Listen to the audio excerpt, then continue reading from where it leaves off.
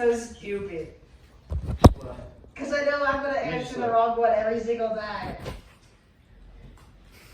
Alright. What do you mean answer? Would you rather roast your mortal enemy or say something nice to him? Roast. Roast. Roast. 100% roast. Would you rather hide laxative in your enemy's food or treat her to a nice 5-course meal? Hide laxative, bro. Laxative. Yeah, in the high Wait. Oh, If she's my mortal enemy. Whoa, is she hot? Wait. If she's my mortal enemy and is rude to me, does that mean she likes me? Yeah, actually, yeah, that's true. She or is it a relationship like Dr. Doofenshmirtz compared to platypus with their friends and enemies or not? Frenemies? I mean, it's your worst enemy. Like your enemy. Like whoever your enemy would be.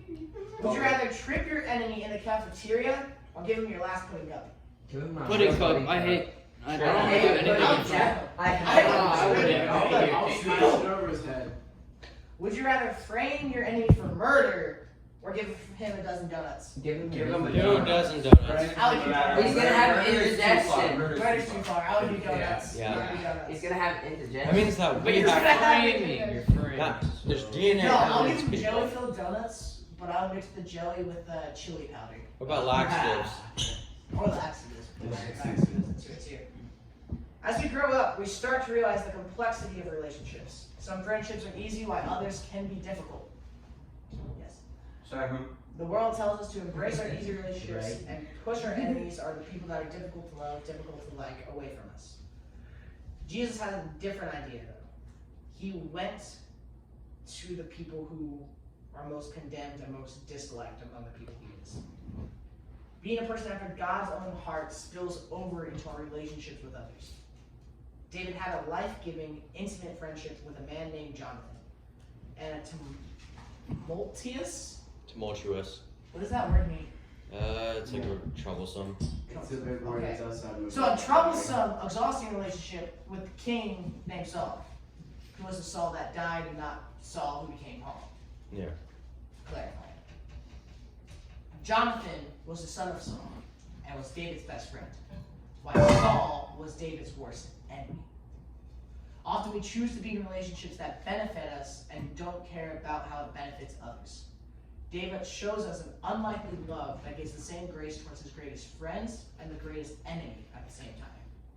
At first glance, discussing a friendship may seem insignificant, but David and Jonathan's friendship is unique because of Jonathan's father, King Saul. It was clear that King Saul turned his heart from God. As David became more famous throughout Israel for his bravery in battle, King Saul became more and more jealous, to the point of wanting to kill David, murder David, and just get rid of the idea that David could take his place as king. King Saul became more and more, I heard that. When Saul tried to kill David, it was Jonathan who saved David from his own father. Jonathan literally saved David from his own father and chose his friend over his father. The friendship between David and Jonathan was uniquely held together by an unlikely love between the two of them. Let's turn to 1 Samuel chapter 18, and would someone read verses 1 through 4? And who does not have a Bible? 1 Samuel chapter 18, verse what? 1 Samuel chapter 18, verses 1 through 4. Alright. No, it can't. Wait, just Hang on, you said chapter 18? chapter 18. Okay. First Samuel. I like going on in a paper Bible, but I have to buy black. No, that's fine. Good for you. If you were Alright. using your Bible app. Yes. It's very handy. Especially when you don't have a paper Bible. Yeah. Alright. I don't know. Can I read now? What is it? It is 1 Samuel Chapter Chapter 18. So Genesis, Exodus, Leviticus, Numbers, Deuteronomy, Joshua, Judges, Ruth, First. and then it should be 1 Samuel after Ruth. And then what is? What? Then what is it? Chapter 18, verses 1 through 4. Alright.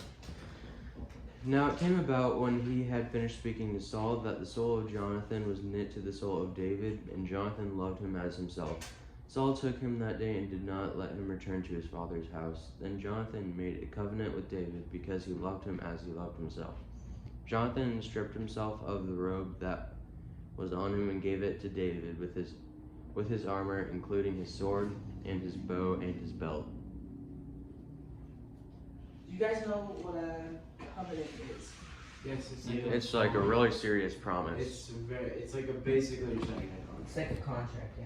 So, the one covenant that I remember is the Abrahamic covenant, right? And so it's the covenant that God made with Abraham. What happens? Sorry, I just love how you guys imitate. It's funny. No, I'm saying the rainbow. Oh, the rainbow, yeah. No, I wasn't imitating. I thought you were like imitating my hand motions. No, I was drawing a rainbow. Continue. So, anyway, so the covenant that God made with Abraham, right? He took an animal and cut it in half and set it on each side. And God, in the Shekinah glory, we talked about that earlier, walked in between the two animals, while Abraham did not. Pretty much meaning that Abraham had no say in the covenant. He had no part, no promise to uphold. But God walked through it, and as he walked through, when you make a covenant, they're saying, if I don't hold up my bargain, let me become as these two halves of the animals and die, like split in half as gruesomely as this. So the idea is that it's a promise that if you don't hold, you can, the other person could pretty much kill you and make you like that. Was like the idea behind it. And you It was like a very serious It was contract. a very serious contract. And this was one that Jonathan and David made together, which means they both had parts to it. Now I didn't say they took animals and split them and like made it a covenant like that, but it has a similar meaning. It's something as deeply rooted, deeply like in that day and culture, covenant was like The It was like- unbreakable promise in Harry Potter. Yeah. kind of, yeah. Like today we say a man's word isn't trustworthy anymore. A man says, I'll come back for this. Our tendency is like, hey, man walks into a gas station, hey, can I have this pack of donuts? I'll come back and pay for it tomorrow. Store owner most likely going to say no because he doesn't trust the man. Even if he says, I'll make a covenant with you that I'll come back and pay for this. Even if It's it's not really trustworthy enough. if you're like there all the time, then they'll probably let you if you're like Yeah, but like the idea is that a covenant back then was like trustworthy. If you made a covenant, you knew this person was going to do what they said. A covenant is a binding agreement between two or more people. Breaking a covenant would be breaking the greatest promise you ever made. And when Jonathan made a covenant with David, he was pledging his life to David.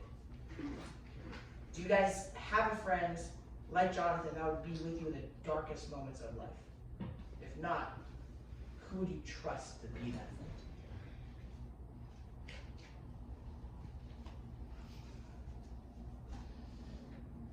Just those two? Okay. No, I also have another. another. Another. Sorry, I couldn't help. That was good. That's it. Whoa! The way you were like This another, drink is it good. was I like, need another. another. I was gonna say Luke. No. There are two of them.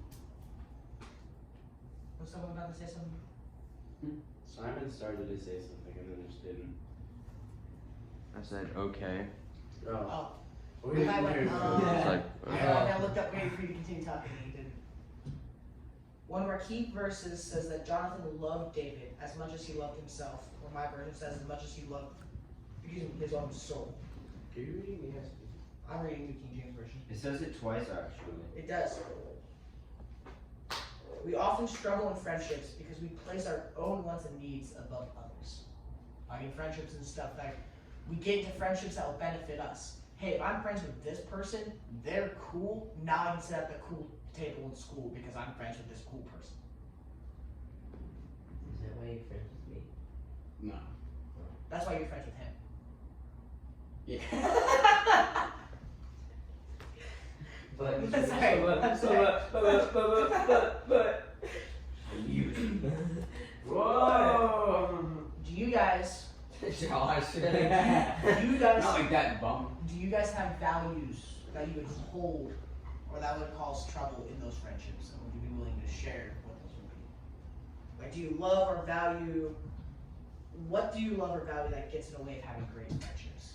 Like, what is your struggle with having these friendships, and would you be willing to share? If that makes sense.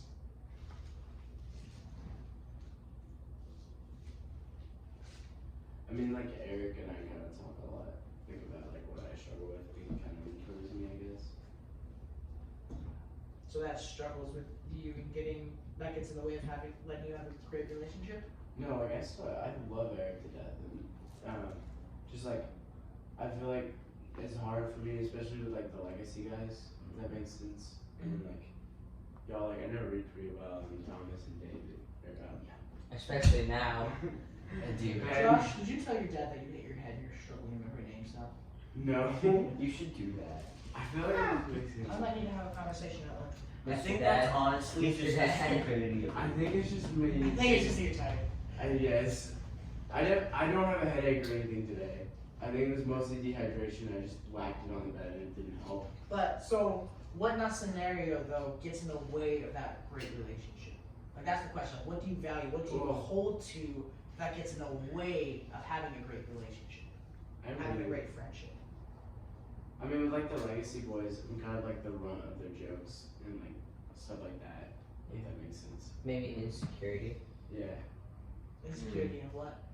Probably Anything thinking low. their abilities. Ability to speak. Anything they have. Probably Mixing up names. Yeah, John. Yeah, Jimbo. I mean, John. Yeah, John. No, sorry, Zach. Anyway, Yeah, guys. No, you're Zach. That's Ben. That's Thomas. That's Reed. It's Gannon, Colton, Simon. Nice. Josue. I'm just kidding. And Josh. I'm just kidding. What else? Would you like to share? Hey, we can if you want. Sure. Yeah, Reed shots. Sure. Someone texted me, have you taken any fun photos at camp? And I sent her a photo of me and Thomas doing this. Yeah. With sunglasses on. And she said, who's that? and I started typing my BM as a joke. She said it'd be funny. But I also have the Bible app open. Yeah, he does. He I can have cover not with had it. that. Tom Doss has I been don't watching me. Yeah, Good I'm making sure. Yeah. I'll slap him if he goes anywhere else. Thomas. What is he doing? Thomas? Jonathan loved David. He loved him enough to be willing to lay his life down. Sacrificial love like this requires humility. It's not even what we just asked them. I hate this study. The way this is laid out. It's stupid. You know what? How about you, like, Okay, wait. you ask questions on your own If accord. it's gonna be super like complicated. No, it's just been repeating the same question. Something about you. Okay, so we just skip it. John is. Yeah. So it's Go, unlikely. the guy said, going to Jesus gone. That was so nice. It's an unlikely love. So let's go ahead and back. Let's reread through 18, 1 through 4. I will read it this time, I think. Maybe. No, I'm gonna start over there. because I'm done with this. I can read. After David had finished talking with Saul, Jonathan became one in spirit with David, and he loved him as himself. From that day, Saul kept David with him and did not let him return home to his family. And Jonathan made a covenant with David because he loved him as himself. Jonathan took off his robe he was wearing and gave it to David along with his tunic, and even his sword, his bow, and his belt. What stands out to you? What you guys like? Is there anything you dislike? Is there anything you have questions about? I don't know. Would verse 4 be like the conditions of the covenant? Oh, that's a good question. Because it's like you said, like usually they would like split an animal in half and then make a covenant. Like, oh, if I break it, it would be like that. I wouldn't say so. Because it's like Because like he's making a covenant and gives like all his stuff to David. I would say it could be What is David's end of the bargain notice? We continue on with. because it's No, it doesn't. so it's more Jonathan and David made a covenant because he loved him as his own soul. So they made a covenant together. What that covenant is about, we kind of don't know for sure. At least I don't know without studying more. My guess is it's like later in life that Jonathan wouldn't raise a sword or wouldn't like fight against Because David they or were something still like like kind that. of friends even when David was one of them. Yeah, they were still friends. Jonathan still helped David when Saul was trying to kill David. But I would say that that's like a pledge that Jonathan gave to David. It's like, hey, you're about to run away now. I won't hurt you. There's Here's some- my stuff.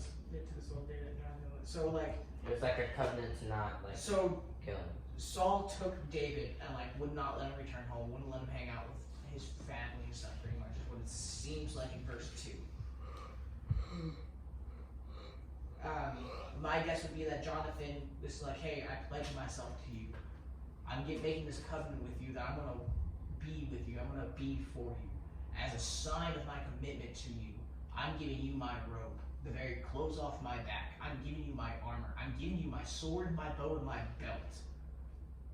Now, there's other clothes, obviously, in their dress, so I don't think Jonathan got naked in front of David. That's not what I think this is. Just throwing it out there, 'cause I know we're guys, so I know at least I know some of you guys are thinking, wait, he got naked? That's not what happened. Why did it That's say he took not what off his armor? He took off his armor and his cloak. The cloak was the thing that they would wrap around themselves like a skin wore. So like medieval times or in England, it looks like a cape with a hood or something. Back this time, it was like a piece of cloth. It was something that they would use to keep rain off, and that when it rains, like a hood on a sweatshirt. Like a poncho? Oh, so Kind of like a poncho. They used it to keep warm at night, and when they were traveling, that's what they used to stay warm. So he gave him his own cloak, he gave him his armor, he gave him his sword, he gave him his bow, everything he would need to survive pretty much a fight. He said, hey, I'm pledging myself to you. I love you as my brother, and to prove my love to you, I'm giving you these things of mine off of my back, and they are yours now. And this is how much I care for you. So I don't think it was like the traditions or the things of the pledge. Because, like, if you gave him his stuff, it wouldn't be like, hey, if I don't keep my end of the bargain, then let me end up like the cloak, the armor, and all this stuff I gave you.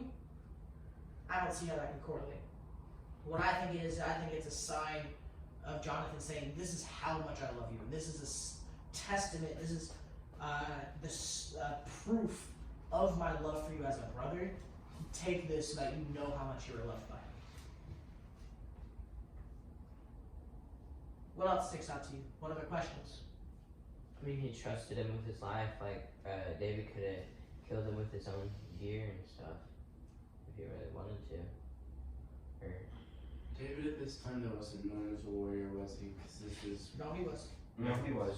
he just takes At him. this, so oh yeah, it's like the David just at this point, David finished fighting with Goliath, and it keeps going. There's some point. in Like here- verse 7, literally, like 3 verses in the future.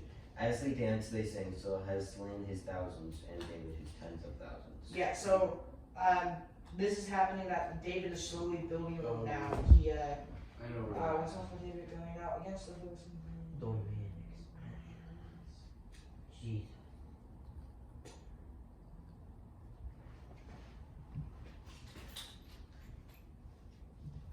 Domain.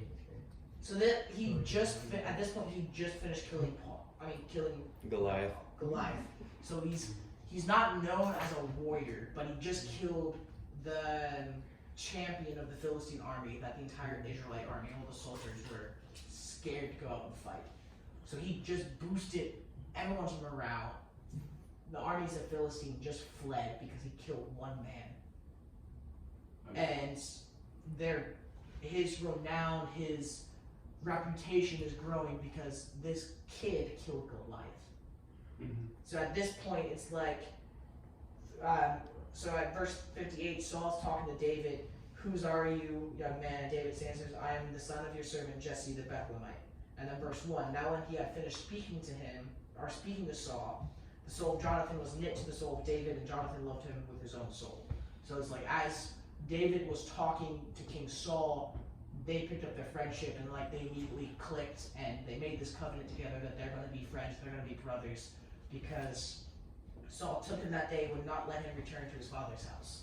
I have a So, question. Saul took David into the Israelite army, would not let him return to Jesse's house because he wanted him to serve in the army. So like if Jonathan hadn't died in the battle when Saul died, would David had to eventually fight